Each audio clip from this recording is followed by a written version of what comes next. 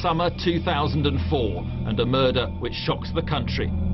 A middle-aged couple are shot dead in their bungalow in a quiet seaside town on the east coast.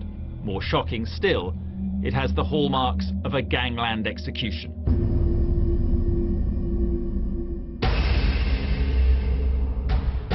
The hunt for the killers is to lead detectives to an organised crime gang built on drugs and held together by violence. They killed people, they tortured people, they terrorised people. The #1 murder suspect, seemingly untouchable gang leader Colin Gunn, overlord of a tough council estate. Dozens of police operations have failed to find evidence to bring Gunn to court, and he has spies in the force. We've been working on it, nothing's come of it, got no evidence. This was just, the ultimate betrayal. Will this double killing give detectives the ammunition to put an end to gun law?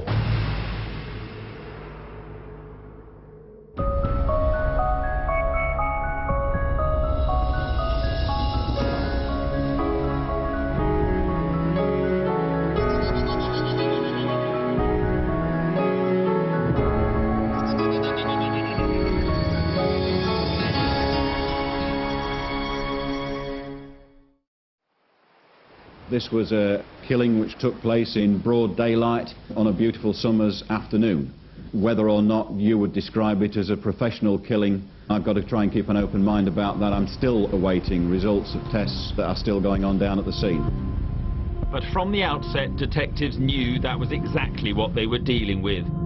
The clinical execution of a couple called John and Joan Sterland on a sunny summer's afternoon at Trusthorpe in Lincolnshire. Was carried out with chilling efficiency by killers aware of the forensic clues they might leave behind. The brutality with which it was executed was extreme. It's horrific. Neighbours were shocked to learn later that the Sterlands were in hiding in fear of their lives. They had been on the run for months, had declined places in the witness protection programme and opted instead to find their own safe haven. The events leading to the shootings had begun a year before, 80 miles from the murder scene.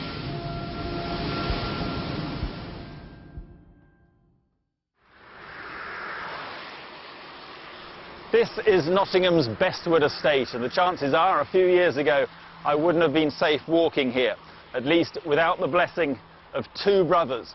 Colin and David Gunn ran this place, some thought pretty well, keeping crime off the streets, giving presents to the kids and handing out cash to hard-pressed families.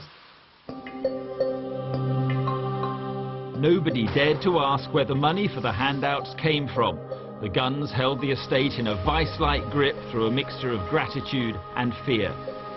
In the 1990s, the brothers had risen through the ranks from petty criminals to underworld figures, a rise largely unchallenged by the city's other criminals, because they kept to their own patch. They're estate boys, aren't they? That's their life. That was their little domain. That was their comfort zone. I spent more time with Dave, and the time I spent with Dave was, it was always laughing a joke. And if I'd got a problem, I'd say, "Hey, Dave, help me out," because he's a lot bigger than me. You know what I mean? But it was great. If you're tough in that place, you get a reputation. You might get a reputation as a fighter, but if you're tough and you've got a gang, you very, very soon are known by everybody, because if they cross you, they cross everybody. They cross the whole gang. The Gunns' gradual move from petty crime to organised crime meant that the brothers were the law on the Bestwood estate. You crossed them at your peril.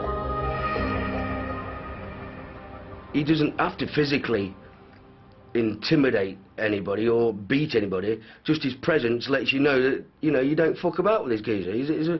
He's a big lump, you know what I mean? Only a fool would mess about with somebody like that.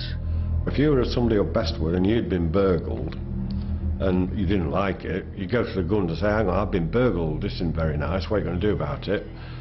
They obviously would present you sooner or later with your property back, and the burglar would get probably a good hiding for his troubles. Many stories circulated about the gang's brutal reputation. We were aware of an incident of retribution during our investigations where a man who owed Colin and David Gunn money was taken to address on the Bestwood estate, where he had the fingers on both hands broken with a wheel brace. People had heard all the stories about fingers being chopped off, nailing people's hands to wooden benches. It's the behaviour of people who want to retain control of their environment and clearly their own organisation, and the way to exert control is to keep people in fear. Colin and David bought the loyalty of young people on the estate primarily by showing them what they could have. They see Colin driving around with a personalised number plate, you know, big Gun or Power. They see them draped in gold jewellery, and they want some of that themselves. The height of luxury is to get a bigger gold chain to go around your neck, is to get a car with personalised number plates on it, is to have a caravan on the East Coast, is to go to Benidorm for your holidays. It's all right having money, it's how you use it. In 2003, John and Joan Sterland were living in Nottingham, ordinary law-abiding people who didn't want any trouble. The same could not be said of Joan's son, a local hard man called Michael O'Brien.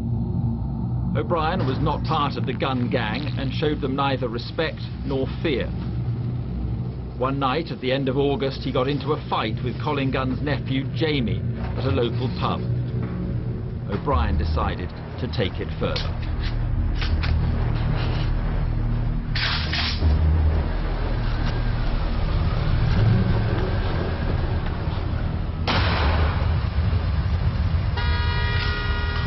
But in the darkness, O'Brien had killed the wrong man.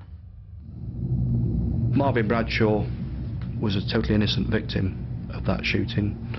He was in the wrong place at the wrong time. Present in the vehicle when he was shot was Jamie Gunn, who was a nephew of Colin Gunn, who we think was the intended victim. It was a crime that Colin Gunn took personally, an attempt to assassinate one of his family. Police had to find O'Brien quickly for his own sake. We had to find him as a matter of urgency. And, you know, I'm aware that Colin and others were looking for him. It took just over a week to arrest Michael O'Brien. He was now beyond the vengeance of Colin Gunn. Not so O'Brien's mother, Joan Sterland. As she and her husband enjoyed a quiet night in, they received a visit.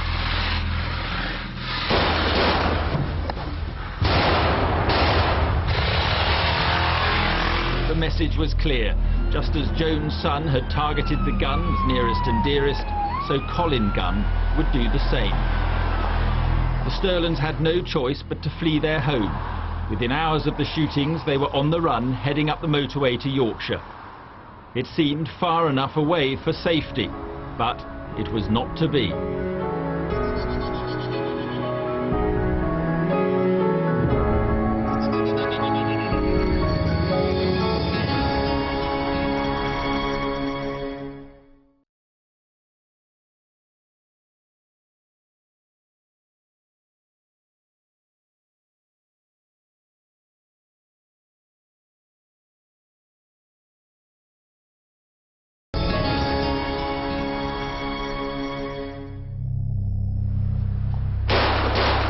A middle-aged couple are running for their lives from an organised crime gang. Its leader, Colin Gunn, intent on vengeance.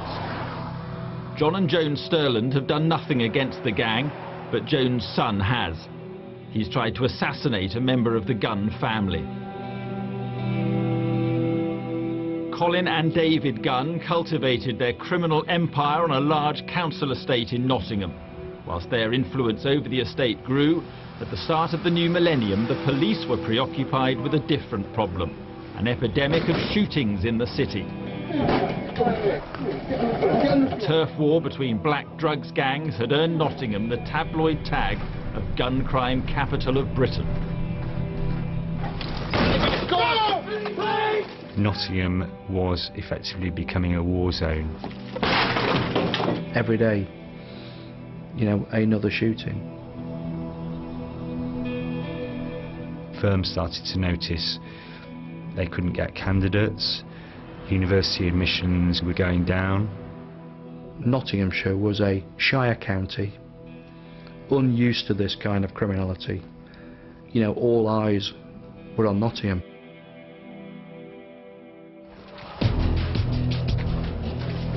For the first time in any British city, routine patrols were armed.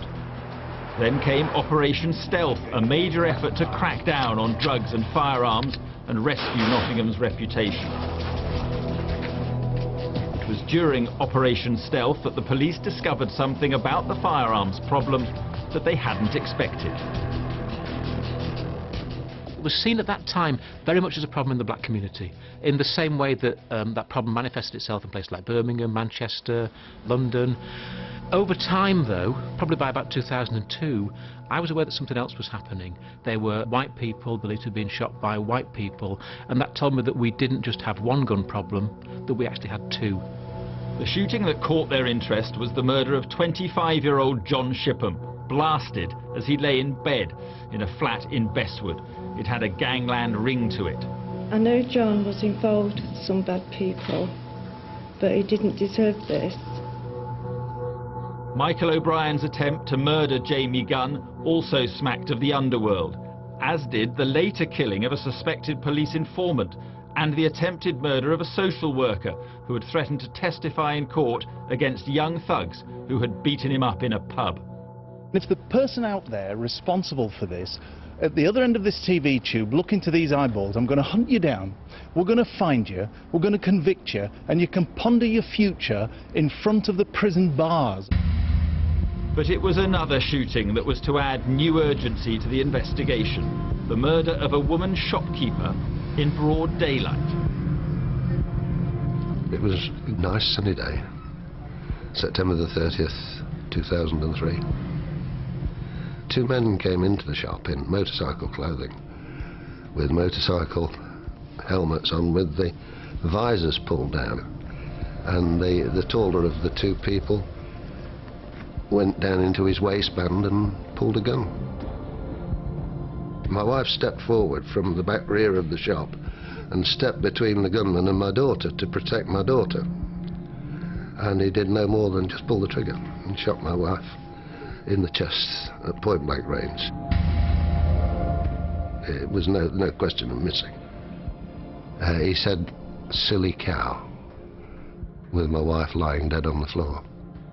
Nowhere is a sense of shock, outrage and loss greater than within the community where Marion lived and worked.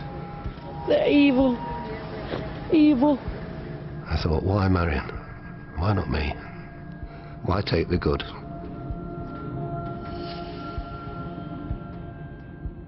The shooting of Marion Bates shocked so many people. It was different, something we'd never experienced. It took violence to another level. The shootings had been drug related. This was an innocent woman going around her everyday business. Police suspected a link between the botched robbery and Colin Gunn. The Peugeot that was used as we believe as a getaway vehicle from that actual shooting, sometime previously had been stopped, being driven by Colin Gunn's girlfriend. That was how we believe it was linked to Colin Gunn. You can't sit here and say Colin Gunn murdered or was involved in murdering Marion Bates, but I think what you can say for absolute certainty is he created a climate, he created a backdrop against which that was possible. A chief suspect for the murder was a member of the Bestwood gang called James Brodie, but immediately after the killing, Brodie had vanished. Had he caused too much trouble for the city's underworld? As you can see, there's a great deal of activity in the background where we moved a container and we will shortly start digging and exploring that area. The primary rumours include he was taken to a pub and shot, and subsequently teeth taken out, and his body was burnt in a warehouse. This is the fourth location police have searched in the last 9 days, but so far their efforts have failed to find any trace of James Brodie. Another rumour, very similar, was taken to a farm somewhere and was fed to the pigs. The rumours about what happened to James Brodie are just that, rumours, but they're not out of line with the way the underworld deals with its own. If he's going to put the lives of you and your family and your friends and their family and the members of your gang, then if he's got to go, he's got to go. It's as simple as that. It's the law of the jungle, you know. It's the way it's got to be. And if ever people think that's a ruthless mentality, no, it's survival. To this day, James Brodie has not been found, dead or alive. One man was jailed for the murder of Marion Bates and 2 others for robbery. The police did not have enough evidence to bring any charges against Colin Gunn, but then Colin Gunn already knew that. During the investigation of the Bestwood gang, Nottinghamshire police quickly discovered that a sickening suspicion was becoming reality, that corrupt colleagues were working for Colin Gunn's organised crime network and feeding back damaging information that was putting lives at risk.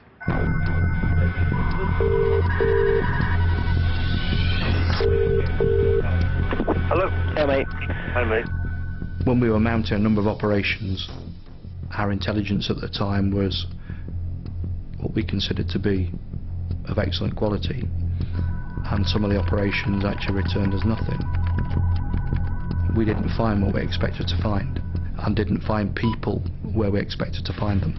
And when that happens over a period of time, you tend to suspect that information is being passed. Did you get my message? Did you have a chance to... I will be today, so, yeah. Did you say nothing had come of that as far as you knew? Yeah, no, we've been working on it, nothing's come of it, got no evidence. On, any names come up? Yeah, we've got names, but it's fucking worth fuck all, isn't it? I think we'd always suspected that Colin Gunn and his associates were being provided information around police activity and police operations from within our own organisation. That's being clever, you know. At the end of the day, it's called watching the back, isn't it? It's having someone in the other camp. It's no different than what goes in the world with spies. Don't we stick spies in other camps? Don't we stick our people in Russia and China? You know, same thing, isn't it? It's having a spy in another camp to watch out, let you know what's going on. To have the kind of organisation that Colin Gunn and his henchmen had, they could only sustain that by corrupting people. And I think any chief constable who said, I've got organised crime, but I haven't got a corruption problem, I think is deluding him or herself. So, you know, it was part of my professional assessment and my colleagues' professional assessment that we would find it.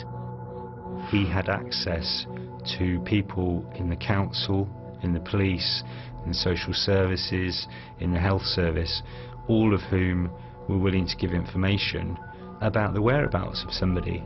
So you could place somebody into witness protection, but unless that was firewalled, those people were going to be found. I knew that somewhere out there were corrupt police officers who, if we didn't catch and stop and put in prison, the guns would continue to sustain themselves. IT experts quickly established which computer was being used to rifle through sensitive files. It belonged to a rookie detective called Charles Fletcher, a long-time friend of the Gunn family. Soon police would tap his phone calls and bug the room he worked in. I mean, we've got someone's foot blown off, balaclavaed up, but we've got no forensic, and he's not playing. I mean, he knows who fucking shot him. Yeah. He knows without a shadow of a doubt, but he's not going to put himself in that situation. No, that's right. Because he'll get killed next time. Yeah, he doesn't want to do it again. No. Detective Constable Fletcher was phoning a mate at an upmarket clothes shop where he used to work. His contact, Jason Grocock, was also a friend of Colin Gunn. Fletcher gave him information from various police computer systems and filled him in on Operation Stealth. What were we going to say to you anyway? Yeah, I can talk now because there's people in the office. Stealth and those operations like that, we'll keep everything dead secret anyway because I don't want anyone in the public to know. I just felt really, really betrayed. I mean, I knew Charlie Fletcher personally, and for me, this was just, you know, the ultimate betrayal, I think, to me, my colleagues in the police service, that somebody can pass the information that we hold into a criminal network, putting people's lives and safety, at risk, not only of the public but of my officers, it hurts. I saw Charles Fletcher, yes as a corrupt police officer, yes as a contemptible individual, but I primarily saw him as another front we could open up on Colin Gunn. And, you know, you can put all the kind of moralising around the fact there was a corrupt cop in there if you want, but the key bit was he was an opportunity to bring down Colin Gunn, and that was the biggest game in town as far as I was concerned. Chief Constable Steve Green decided to set up a secret operation nested within stealth, but known only to a trusted few. He needed a band of untouchables beyond corruption. Project Starburst, created to dismantle the Bestwood crime gang, was housed in a nondescript industrial unit away from force headquarters. National Crime Squad officers were brought in to help, and within Starburst were hidden two even more secret operations, one to target Colin Gunn, the other to deal with corrupt cops. There was a relatively small core of people, maybe not more than 50 in total, who worked under incredible pressure, who worked amazingly long hours, whose families saw precious little of them, but they were the people who kept this thing going day after day after day between 2003 and 2005. They were in no doubt that if they were identified while this thing was going on, that their own lives and their own families' lives could be at risk. Starburst employed sophisticated surveillance techniques used to combat terrorist gangs in Northern Ireland. Phones were tapped, mobile calls tracked, and the number one target followed on camera from a series of secret locations. Police began to uncover the complexity of the gun empire. What people don't realise, that these people are doing it as a legit business, like a company. Everyone's got their job. It's like the people on the floor. It's like foremen's charge engines. Everyone's got their place, and everyone has to do what they're told. The way that Colin and David Gunn operated was quite sophisticated. Colin Gunn was the head of the organisation. His own brother was in charge of part of the organisation but had no knowledge of what was going on elsewhere. So if you look at it, they would operate in silos, really. You'd have somebody, i.e. David, in charge of supplying amphetamine, somebody else supplying heroin and cocaine, somebody else dishing out punishment beatings and intimidation, but none of them would be aware of who was involved in the other bit. So they kept it separate, which made their organisation really difficult to penetrate. Every army needs a general, and with a general comes your lieutenants, your sergeants, and it's rank. It's sort of rank. And you've got to have your soldiers. You can't have too many leaders because you'll clash and it'll all go wrong. So obviously he was a good leader and he had good soldiers. Do you know what I mean? But he kept everyone in order. To get to the top of the organisation, i.e. Colin Gunn and a few other trusted individuals, we had to take away the foot soldiers, take away the layers of their organisation to bring them down to a position that made them vulnerable. Among the activities Charlie Fletcher was engaged in, a search for John and Joan Sterland. There was no operational reason why he should have been looking for them. In the event, he found nothing on the systems he could access. In December 2003, the Sterlands moved from Yorkshire to a bungalow on the east coast in the Lincolnshire seaside town of Trusthorpe. They had declined witness protection and chosen the spot themselves. They didn't know it was very close to where the Gunn family had a holiday home and a caravan. Mrs. Sterland's son, Michael O'Brien, who tried to kill Colin Gunn's nephew and shot his best friend instead, was about to go on trial and fuel still further Gunn's desire for revenge.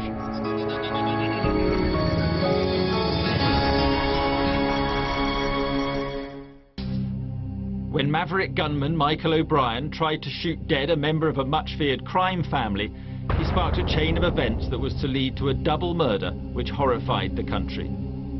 O'Brien had fallen out with pub doorman Jamie Gunn, nephew of organised crime lord Colin Gunn. But in the dark, O'Brien had killed Jamie's best friend, Marvin Bradshaw, instead. The police got to O'Brien before Gunn's gang could find him, but O'Brien's mother and stepfather were forced to flee Nottingham and go into hiding after an attempt on their lives.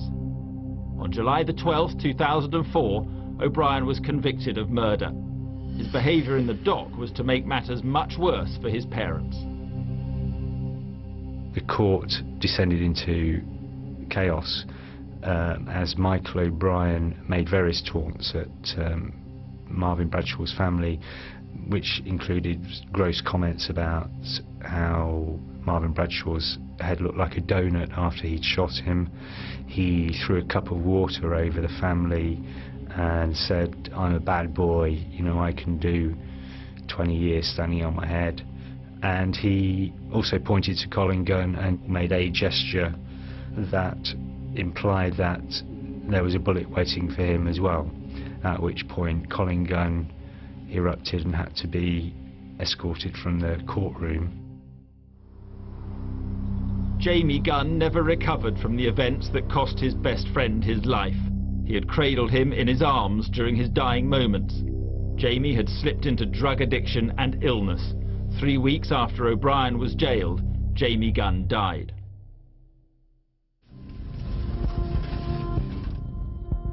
Meanwhile, corrupt detective Charlie Fletcher sprang into action, again trying to find out where O'Brien's parents, John and Joan Sterland, were hiding. There was still no trace of them on the police computer. Colin Gunn turned to other intelligence sources. 2 BT employees came up with an address, unaware of why it was wanted, at Trusthorpe in Lincolnshire. Suddenly, Colin Gunn went on holiday. Detectives are investigating the shootings of a couple thought to be in their 50s and from Nottinghamshire. They'd only moved to the coast a few months ago.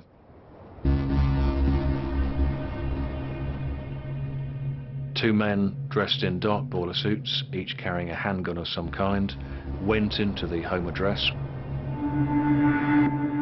Mr. Sterland was in the living room, Mrs. Sterland was in the bedroom. Mr. Sterland shot 6 times, Mrs. Sterland 4 times, and both guns were used on both victims. It was early-ish, say 2-ish, maybe out just a little after we heard these 2 bangs. We thought might have been the Coast Guard, with the lifeguards off to sort someone out in difficulty. But it turned out it was gunshots. The 2 men walked out of the address, walked calmly to a nearby car, Volkswagen Passat. That was previously stolen. It was driven to a remote location 3 or 4 miles away. The car and, we assumed, the boiler suits, gloves that would have been worn and anything else was set on fire and destroyed. And from there the 2 men dispersed by car. Murder squad detectives already knew there was a Nottingham link. On the day of the murders, Joan Sterland had phoned Nottinghamshire police to report a prowler in her garden. They in turn called Lincolnshire police. By the time they turned out, the couple were dead. In essence, what the officer thought he was attending was a historic report of a prowler. Clearly, in hindsight, there was a lot more to it than that, but that's what would have been in the officer's mind when he attended that address. As investigators learned the whole story, their attention turned to Colin Gunn. While you could have a reasonably good idea at whose behest it may have taken place, proving that is quite a different matter. So it was a whodunit, but it wasn't a complete mystery. The killers had been careful to leave behind little forensic evidence. Police would have to find another way to solve these murders. Days after the hit, Detective Fletcher received urgent new instructions from his gangland contact. He was to check police computers for anything about the Sterland investigation, the burned-out car, and whether Colin Gunn's name was in the frame. But with another force handling the murder inquiry, he was struggling. That whole investigation's been run by Lincolnshire now. Nothing over here, so for me to find out anything about that, I'd have to ring up Lincoln. And then the thing will be the fucking hell here.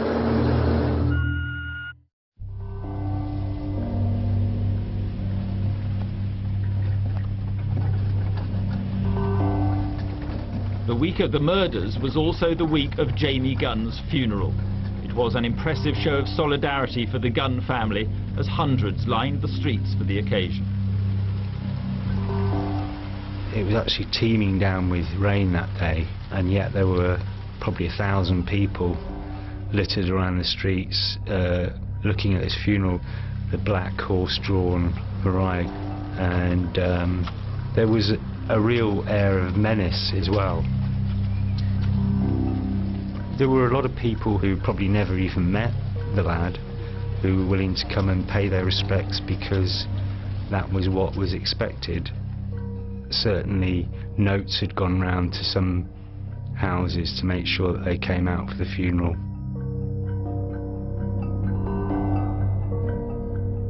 The Gunn family obviously were very, very popular on the Bestwood estate. You know, they lived there all their life. So it didn't really come as a surprise to me that there'd be so much outpouring of grief. Jamie was clearly a favourite of Colin Gunn, and we know that the death of Jamie Gunn hit both Colin and his brother and the community in Bestwood really, really hard, and it really did stir up some feeling within that community.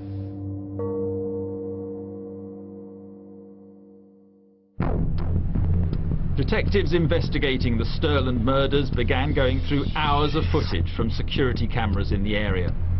At Ingermells near Skegness, about 12 miles south of the crime scene, the cameras showed Colin Gunn and two of his associates, Michael McNee and John Russell, at a caravan park where the Gunn family had a van.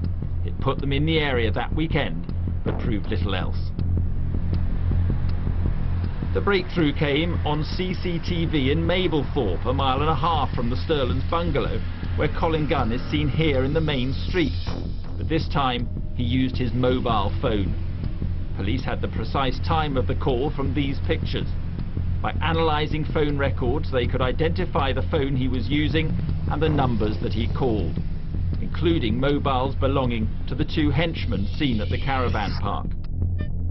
Detectives could track their movements using the signals sent from the phones to nearby masts, the 80-mile drive from Nottingham to the coast, trips to Trusthorpe, and a high volume of calls at all times of the day and night. They were piecing together extremely small parts of the jigsaw, mainly from forensic evidence, and by forensic evidence I mean perhaps the obvious, fingerprints, DNA, but also mobile phone usage, tiny snippets of CCTV footage from caravan site, from public CCTV. And by doing this, they put together a jigsaw which created the picture of how the murder was carried out and put Colin Gunn and associates very near to the scene. After 8 months of assembling this digital puzzle, police decided they had enough to arrest Colin Gunn. He's been arrested today on suspicion of the murder of Joan and John Stirland. Can you tell us where you were on the 8th of August, which is a Sunday? This is the day that Mr. and Mrs. Stirland were killed. For someone like Colin Gunn, being arrested is an occupational hazard, and from his behaviour, he didn't display any sign of concern. His expectation may well have been that he'd be interviewed, released on bail, and that would be that. He was subjected to over 11 hours of interview, during most of which he said absolutely nothing in response to the questions and the evidence being put to him. The bottom line is, Colin, we believe that all roads lead back to you and your family that were behind this, the killing of Mr. and Mrs. Stirland. It was literally an assassination. Is there anything you want to say about the events of that weekend and the days leading up to the killing? He said a few things fairly briefly right at the end of that process, and they were more a brief statement of his position in respect to the evidence that had been put to him, rather than, you know, throwing his hands up to confess or anything like that. I want to say that had nothing whatsoever to do with it. I was up the coast with my family and friends. I met family and friends. I went to different parts of the coast, and that's all I've done. All I've done is gone down the coast and travelled about the coast, because I was on holiday, which I do most weekends, because I've got a van down there. And, you know, it's not unusual for me to do exactly what you're saying I did. My mum's got a place, like you say, right near there. Unfortunately, my mum's place happens to be right near to where it happened. But that don't mean that has anything to do with me. It's just that's where my mum's place is situated, which is where a lot of the activity that you're suggesting I was doing was around. But that's because my mum's place is there. My nephew had just died. My mum was grieving. To be fair, though, we felt that with a combination of other things taking place at around the same time and the product of the inquiries that had taken place previously, we were hopeful that we would be in a position to charge him without having to depend on anything he said in an interview. I mean, I'm shocked that you've got me and accusing me of these things on the nature of what you're suggesting. It's just phone calls. We've put you at the scene of the crime at the right time, haven't we? You put my phones, if they are my phones, in the area. What we're saying, Colin, is that there's not only your phone in that area, but there's also McNee's phone in that area, Russell's phone in that area, all at the material time. If you had another chap here, sat here, you'd probably get his friends' phones. We've told you what we think, and we've told you what the evidence is. Well, it's not evidence, is it? It is evidence, yeah. Following that process, he was charged with the offence of conspiracy to murder. At that point, he still remained fairly cool, fairly calm and fairly collected. But I think the process of being taken to Lincolnshire firstly and then being charged will have both been surprises to him. Meanwhile, the net was closing on corrupt cop Charlie Fletcher. The untouchables hidden inside Project Starburst had cloned his computer so they could see everything he was doing. They continued to monitor his phone calls to his contact behind the racks of Armani suits at Limey's clothes store. After months of surveillance, they moved in on Fletcher. At his home, they found further evidence, reports and documents that Fletcher should not have had in his possession. We will never definitively know whether or not Charles Fletcher joined the police service as a corrupt officer or joined innocently and then became a corrupt officer. What we do know is that the corrupt network that he belonged to had relationships between him and other people that pre-existed his time in the police service. We know that for a fact. Turn your engine off, mate, police. The team investigating corruption had also found another bad apple. Vice Squad Officer Philip Parr, seen here in a television documentary promising justice to those who break the law. The main responsibilities of our unit is to target the curb crawlers. So it is quite clear, you come to Nottingham, you're going to get prosecuted. Parr would now be prosecuted for passing sensitive information to Colin Gunn. But the biggest trial that lay ahead was the Stirland murder trial. Colin, his older brother David, and 6 other men stood accused of plotting the couple's execution. It was a trial that would end in a riot. He's got a white top on with dark sleeves. He has changed that shirt in the last 5 minutes. That lad wants nicking as soon as we can get in there.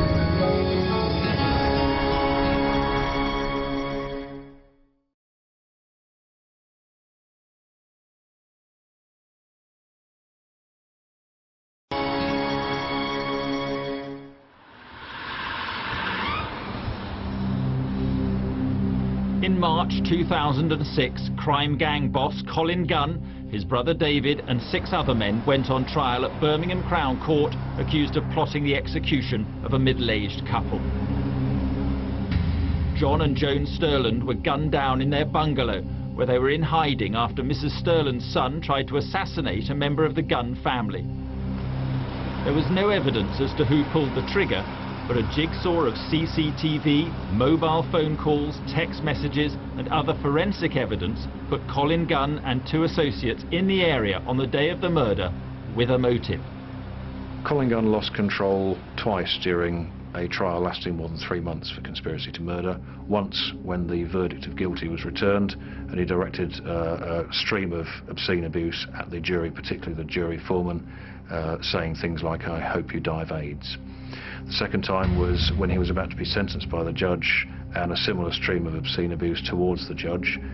He was directed to be taken from the dock and he was sentenced in his absence to life imprisonment, a minimum 35 years.